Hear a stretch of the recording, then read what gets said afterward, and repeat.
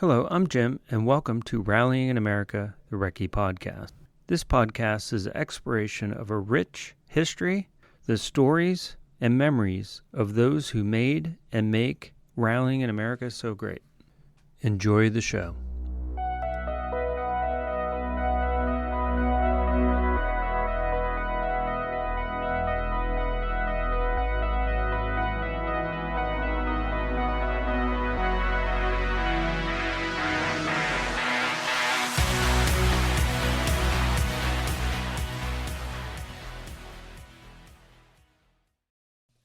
This week, I welcome Ryan and James Pryzbylkowski of Vilko Motorsports, located in Lancaster, Pennsylvania. We cover a lot of topics, including what it's like to have a two-car team, to go ice racing, hill climbs, and more. We even talk Steak-Umm. So I can hear you guys fine. I guess you ready to start? Whenever you are. All right. Ryan and James, thank you so much for coming on the podcast this evening. So you're brothers, obviously, and you're part of the Vilko Motorsports team. Let's just start off with what is Vilko and what does Vilko mean? So Vilko is the Polish word for wolf. Mm-hmm. Our last name is Polish, and my brother James had a husky who we kind of thought was a wolf. So he was really the inspiration of the logo. Oh, cool. Yeah, and your cars are pretty sharp. They've got they're all black and have the Vilko wolf on it, and motorsports in gold. It's pretty sharp. It stands out. Although last year you had one red car, which belonged to Jess Davids. How did that come about? How did she get part of your team, so to speak, for last season? So Jess was, she joined our crew for Ohio, just to come work on the cars, gain some experience. And we learned a bit about her racing career and her car setup at the time. And the next event in our schedule was STPR. Knowing that STPR is quite smooth, minus waste management and a bit of async long, we pushed her to bring the car out here to experience new terrain while she had a whole crew behind her supporting her. Okay. Where's Jess based out of? Grand Rapids, Michigan. Okay. And you're based in, is it Conestoga, Pennsylvania? Yeah, really Lancaster. Okay. So it's Lancaster. Still part of Lancaster County. Yes. Okay, excellent. You're close to the river, the Susquehanna River. Yes. So for both of you, how did this whole rally thing start? So I guess it was kind of, my sister had a boyfriend who, he probably got us more into the Ken Block thing and kind of looking into some of that. And then we decided, I don't know, on a whim, just look up, rallies near us and found out that there was one that we found out about STPR, which was very close to where my mom grew up, and then went and spectated it. And then ever since we spectated one time, have just been kind of hooked on it ever since. I mean, our first event that we went to spectate, we had absolutely no idea what we were going to experience. And it was certainly an eye-opening experience and was a very, very neat time. And so that was, I think, the first year. That would have probably been around 2010, somewhere in that range. Okay. I think it was the first year Ken was running with Ford. Okay, nice. So what was the point where you were like, okay, I got to get behind the wheel, and actually get a car and start competing? I think everybody that spectates thinks that you want to get behind a car immediately. So Right. Probably immediately. But it was definitely, I don't know, at least 10 or 12 years till we really started. We've spectated a lot and then finally just decided to try to, I found a cheap WRX near local and then, tried starting building a car and certainly had no idea what we were doing really at all for a few years. And then finally got everything put together to build one. Nice. So currently you're both drivers. When you first started, were both of you going to say, okay, we're both going to drive, or one said, I'm going to co-drive, or how did you work that out? And what was the progression from going from how you started to getting two cars and being drivers?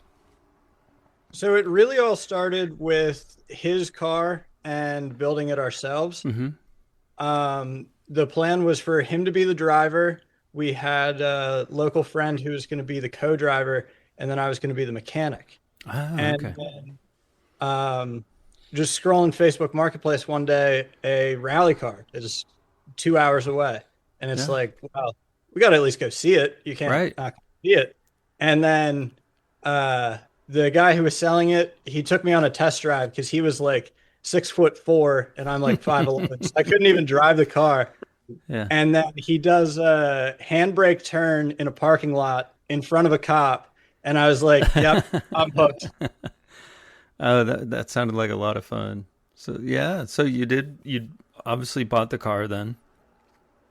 Yeah, so then it really turned into finding a good, reliable crew who could support two cars, which is a big ask for a bunch of guys who are just getting together on the weekend and not getting paid. Right. So it's interesting. Your crew, how many people are on your crew currently for the two cars? Or is it kind of ebb and flow a little? There's no steady count. Okay. Sometimes we'll end up with a real skeleton crew for a certain event, and then other events will have 6, 7, 8 people there. Okay. So it really all just depends where we're at and people's availability. Right. Okay. So I've had both Betsy Newen and Ethan Curtis on the podcast, and Ryan, Betsy is your co-driver, correct? Yes. And James, Ethan is your co-driver. Yep. How long have they been co-driving for the two of you? So Ethan would have been what year of New England? 2022. So Ethan's been mine since 2022, and so we've had a very consistent drive together, which has been really nice, and we kind of know what to expect out of each other, and I mean, it's just great we get back in the car and it's like nothing's ever changed. So that's always very nice to not reinvent the wheel, which can be kind of difficult because everybody's a little bit different, and he knows how to push me further, and I know when to back off when he wants to push too hard. So gotcha. It's a very good mix of personalities. Okay. So Ryan, how about you? Betsy has not been your co-driver for long, is that right? Correct? No, our first event together was Ohio at the beginning of last year. Okay, 2025. Okay.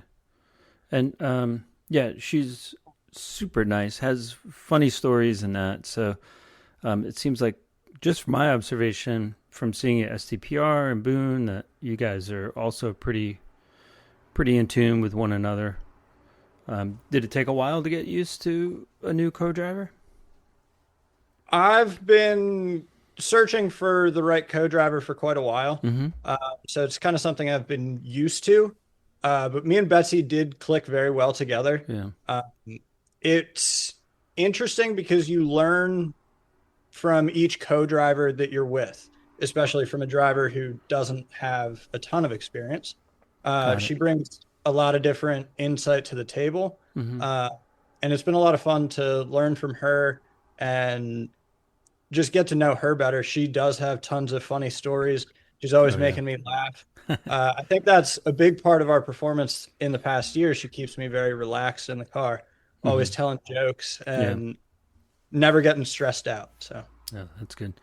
Now, but we also, it is also nice to have the two, Ethan and Betsy, together, and then those two get along, because like when we do Recce, we do it more as a group, not necessarily as like an individualistic thing. Oh, okay. So we kind of like our schedules kind of all coincide with each other. So we also spend a good deal of time crossing paths with kind of, being on the same team, if you will. And so it definitely makes, if they weren't getting along, that would certainly make it a bit more difficult at home Right, or right. in the evenings when we're back from Recce. So but the two of them together are also a blast together. So Hmm. we all have a lot of fun together.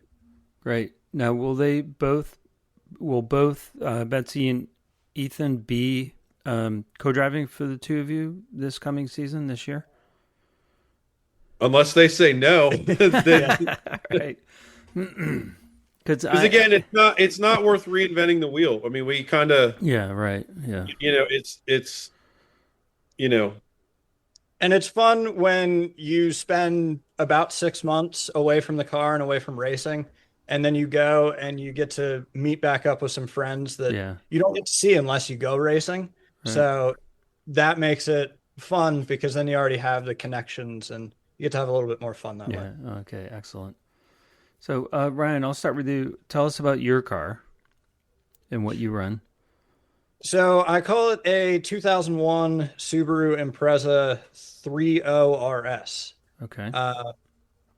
It has a 3 liter out of a 2001 Subaru Outback, uh, STI transmission, Samsonite dampers, upgraded brakes. Mm-hmm.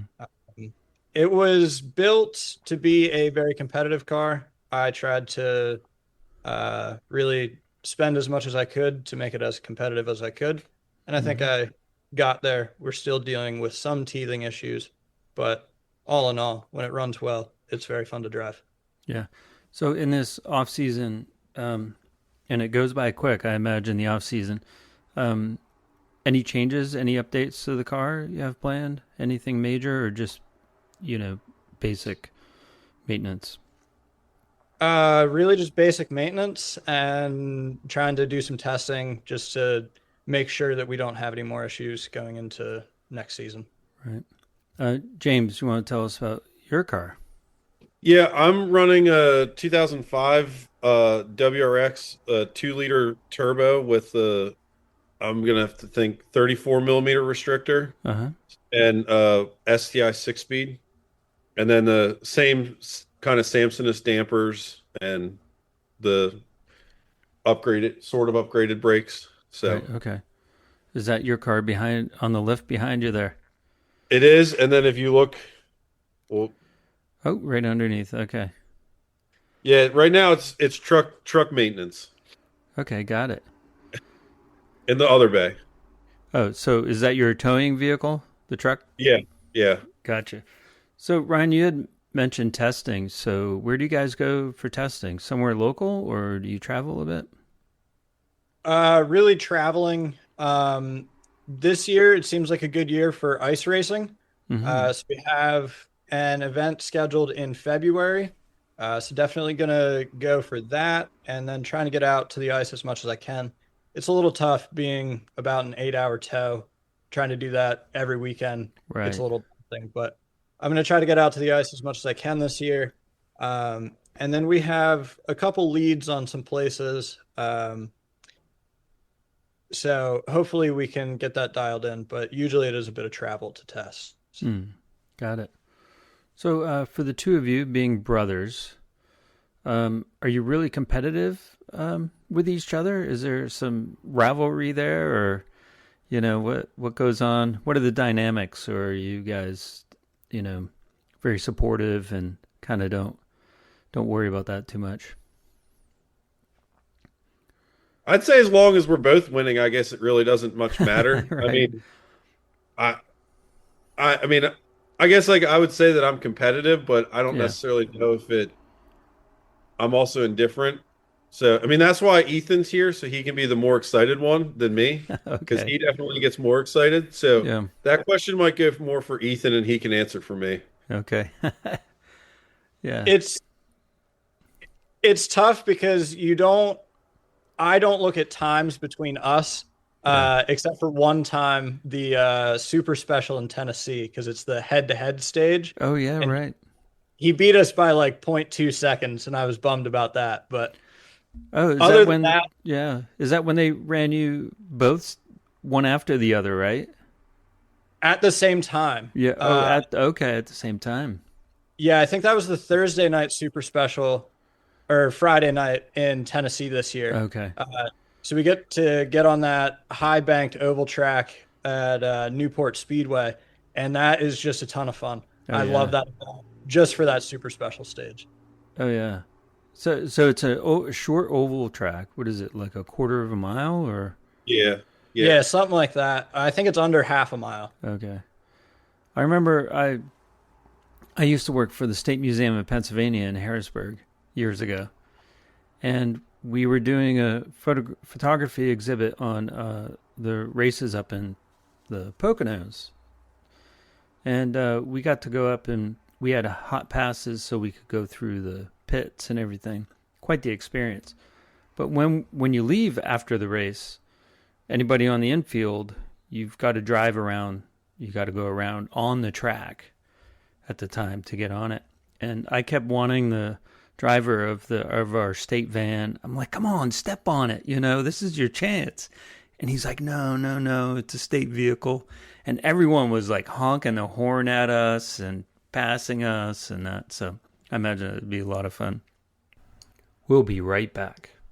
Power up your ride. Daily driver, bike, or track beast with Melee Design Firm.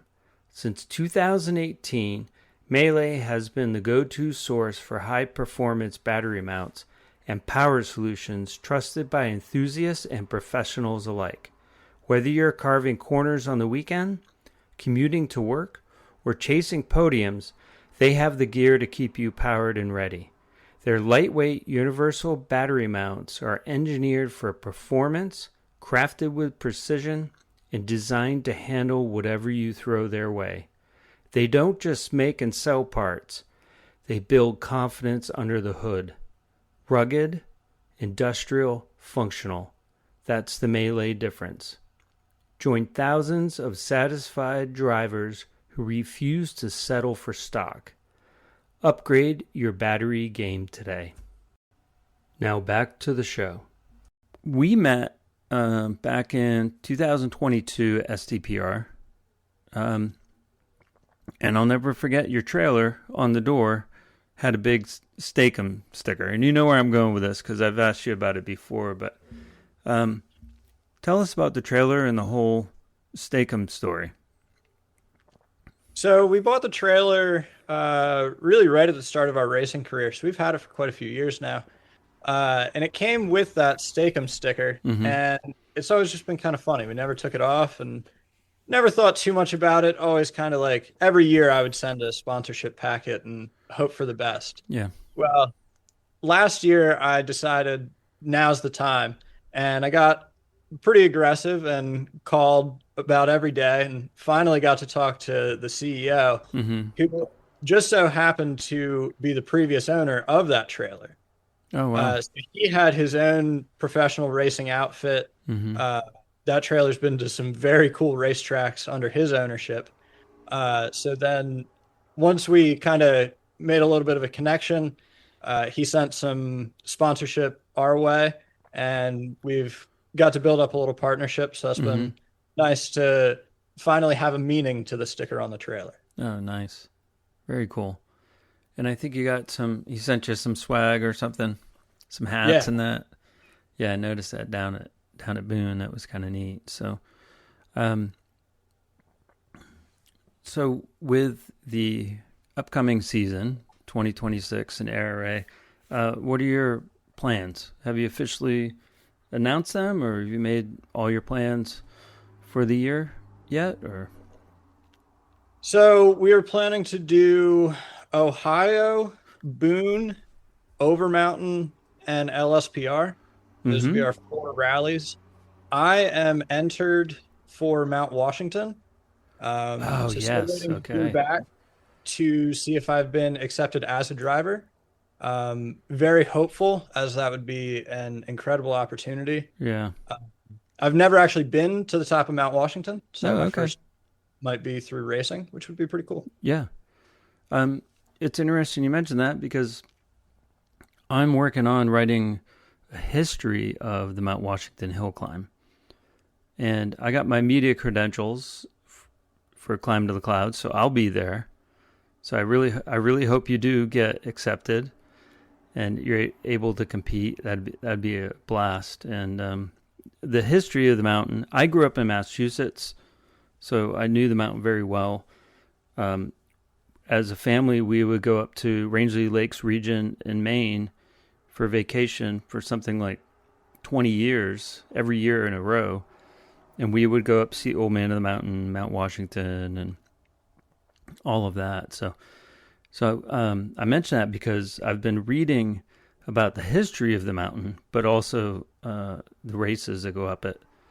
And I think the first fastest time was Stanley himself in a Stanley steamer with his wife in like late 1800s, and then boom, they started doing all the races.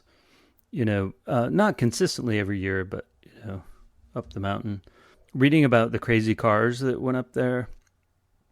Somebody wrote up the gentleman who's like the Cannonball Run is named after. Broke several records in the late 20s, early 30s. And he raced a 1932, it's called a Graham, and he put dirigible tires on it. So tires that came off of a blimp.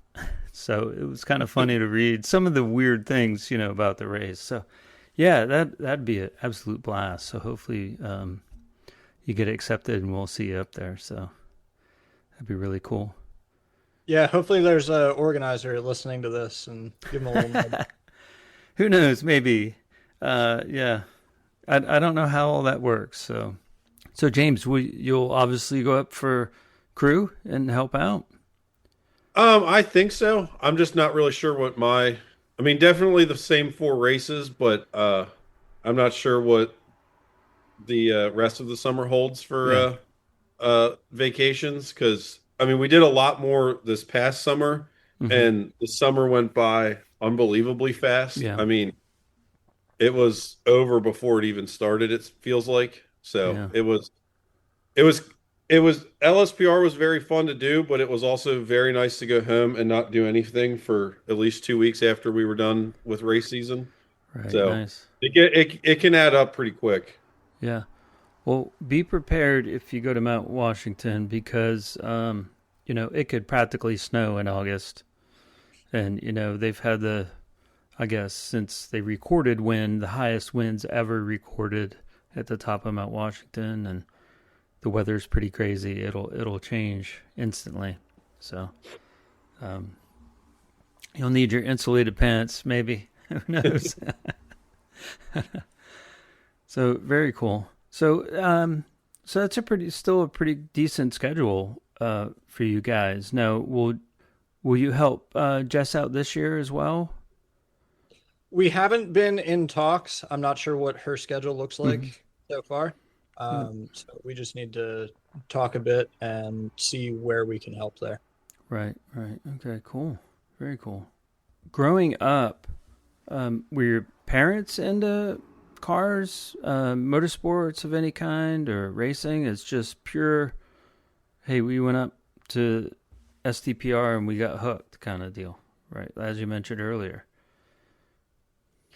Yeah, we grew up playing hockey and tons of other sports. There you go. And that was a ton of fun. But I think we always grew up playing racing video games. We're always very interested in it. Yeah. I wanted to drive anything I could, so I would drive the lawnmower around the yard just to drive something.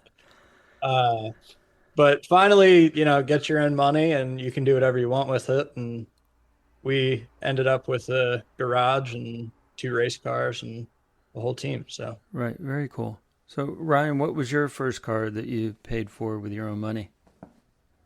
A 2004 Subaru WRX, actually very similar to the car my brother rallies in. Okay. Do you still have it? I do not. You do not. It was a terrible car. Did it have a lot of mileage on it? Or? I'm sorry, what's that, James? I was going to say there's probably some lingering parts still around from that car, but that's probably okay. Did it have a lot of mileage on it when you got it, Ryan? It was pretty low miles, but pretty extensive body damage that a 19-year-old kid wasn't paying attention to when he went to go at it. So when you find that out later, it really makes for less of an ideal car. Yeah. How about you, James? What was your first car? I think it was I think it was an '04. I think it was '04 Mazda 3 Oh, hatchback. okay. Yeah, Neat. it was abused. That was it. That was for sure. I didn't. My first car was a really nice low mileage car, but it wasn't really a cool thing. I got a 1987 Pontiac 6000 LE, which was way underpowered. And I remember in college, we went down to Virginia Tech for a basketball game in like middle of January, and it was abnormally cold.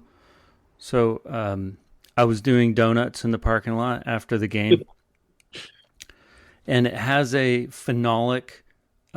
phenolic timing gears, which is really strange, a composite gear. And I guess under the cold and the stress, and it just exploded. So I got stranded out in Blacksburg with my car. So that was the most abuse I've ever put on that car. But yeah, it was a lot of fun. So, James, you have children, correct? I do. Yes. And how do they look at the racing and everything? Are they really into it, or is it kind of like what?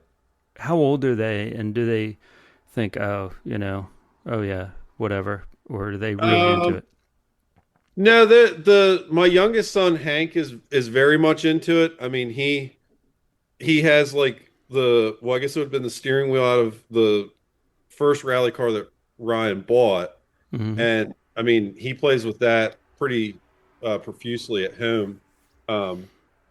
And then, I mean, he plays with it enough that, I mean, he had Travis Pastrana sign it, and then that signature's worn off and no longer there.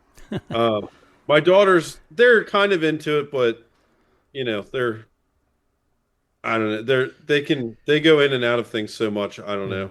I mean,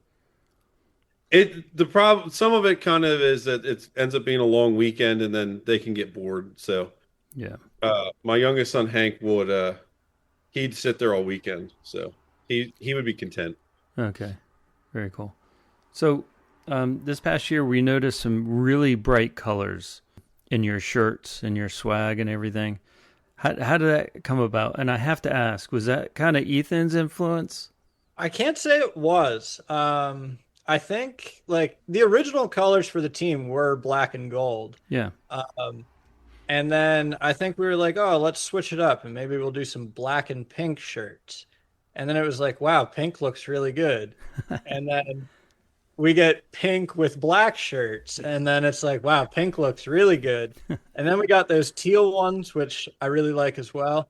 It just helps us stand out and really show how committed we are. Trying to bring as many crew members as we can. Yeah. I really try to run as professional of a team as we can without, paying our crew and really spending all of our money. Right. So it's amazing to have those guys who come out, and oftentimes they'll end up spending money out of their own pocket to be there for the weekend. But they want to see us succeed and win. So it's always fun to make it back at the finish and get to see the crew and celebrate with those guys. Right. So yeah, your crew is an important part, obviously. But what happened at, I think, Southern Ohio, where I see photos of the park expose and I see one of the cars up on a jack. What happened there? This story goes back a little bit further, and okay. I want to give a bit of credit here to Jess Davids. She made a 12-hour drive on the Thursday morning of Sofer. She drove all the way to a place. Yeah, and she returned at about midnight, and the crew was thinking that they were going to swap the suspension from stock suspension to a new set of rally suspension. Mm-hmm. The rally suspension arrived and was not able to be put on the car. Oh, So no. all we were left with to run the event was stock suspension. So we ran the first 2 days of Ohio on that set, and we ended up blowing out both of the front stock struts during day 2. Luckily, the Williamsons, Andrew and Julia, were kind enough to let me borrow a spare set that they had. Oh, excellent. So we found those absolute last minute. The crew rushed around. Luckily, you're able to work on the car in Park Expose. Okay, excellent. So didn't take any penalties or anything for that. Got some very good media exposure.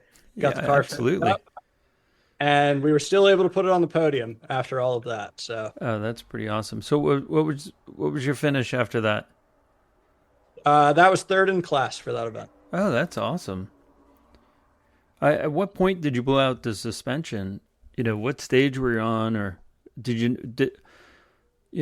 what was the final straw maybe for that front suspension? That's a tough question to answer. Thinking back to Ohio, earlier in the day, my power steering ruptured, and I had to drive at least 2.5 stages with no power steering. Oh, my word. So I believe somewhere in that time is when the suspension became damaged, which I had no way of knowing with how hard it was to steer it already. That makes sense. So once we got the car fixed up overnight, then we found the suspension issue once we were on our test drive. So it was it turned a long night into an early morning looking for parts and trying to get fixed back up. So that was a very tough event on the car. Oh yeah, you succeeded, obviously, with getting it in, and third is pretty good. So that's pretty awesome to have that pretty good crew that you have there too. So I know one of your crews, sort of, Adam. How long has Adam been crewing for you guys and helping out? Adam's been a part of the team since STPR 2023. Okay. He's had a very quick advancement from his first event. He was taking pictures for us. His second event, he was turning wrenches. And then I think by his fourth event, he was the crew chief. Okay, awesome. How did you meet Adam? We met Adam through one of our previous crew members who knew that he would be a good fit with the team and just brought him along and wanted him to experience it. Adam has always been hooked on rally, just never had the right way to get into it. And being able to get paired up with us has really been able to open his door into the sport. And he's somewhat local to you, right? Yes, we're about 20 minutes apart. So we spend a lot of time together, lots of weeknights and weekends working on cars. Oh, very cool. So James, you had mentioned the tow truck is in for service. How many miles do you have on that tow truck or your pickup truck? Was it like a fifth wheel? It's a good deck. Yeah. Yeah. I mean, I don't know. It was bought with 70, 80,000. It's probably got 130. Yeah, I think something like in the 125,000 range. Okay. Not too bad. No, it's still pretty young in its life, but it's towed a lot of miles. Yeah, I can imagine. So cool. A lot of hard miles. Oh yeah. So, especially once we get off the turnpike, whoever's in the way coming home better move, because by the time when you get close to the end of most of these tows, you're ready to be home. Oh, I can imagine. Especially LSPR, like you said. How many hours is that a drive one way? 16 something. 60. That's assuming everything's going well. And the trailer, does it fit both cars? Yes. Okay. Yeah, that was kind of the whole point of trying to find a trailer that big, was to carry both at the same time and spares. Yeah. So May I ask how many miles to the gallon that gets when you're towing? It's got to Like be 10. 10? Yeah, about probably somewhere in that range. Yeah. Really? That's not too bad, actually. I think I mean, that's just what the truck tells you. It's probably just so you feel better about it. I know somebody had a Toyota Land Cruiser, and I think that only got like 11 miles to the gallon, So that's how you compare it, right? With not towing or anything, that's actually not too bad. It's kind of like driving a school bus, I imagine. A little bit, yeah. Yeah, gas mileage in that, so it's a lot of fun. So, well, thank you so much for your time this evening and just chatting. I know I'm kind of all over the place, but, sometimes I'm not as prepared as I'd like to be because I do work full time and, do this for fun on the side. But I really enjoyed it. Really appreciate you guys answering my silly questions, and I wish you the best of luck next year. Or actually this year. See? I still think it's 2025 still. It's crazy. Yeah, thank you for having us. Always fun to talk rally. Yeah. Always happy to come back on. So yeah. And I'll definitely have you guys back on and see how your year went. And, obviously I'll keep in touch. You guys are close by, and I got to get out and visit again and check things out, chat with you guys some more. So, sounds good. All right. Thank you. Take care. Have a good evening. Yep, you too. If you'd like to be on the podcast, you can email me, jim@jimboothdesigns.com, or message me through Facebook at Rallying in America, the Recce Podcast, or Instagram, rallying_in_America. Special thanks to Brady Instruments, pro-grade, handmade, professional fuel hydrometers. Visit bradyinstruments.com for all of your fuel testing needs. Thanks to Toontank and the artist Nuclear Wave for the podcast theme music.